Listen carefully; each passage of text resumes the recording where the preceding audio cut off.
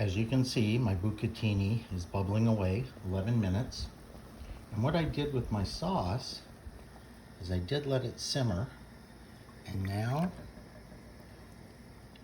including any and all of those nice oyster juices, I dump the oysters in.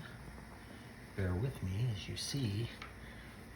What you do next is fold them into the sauce and let them poach. Now this only takes a couple minutes,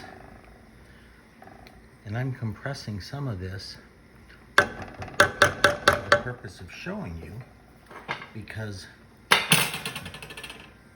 while they poach, the pasta will finish, and then literally you drain the pasta and drop it right in with these oysters in the sauce.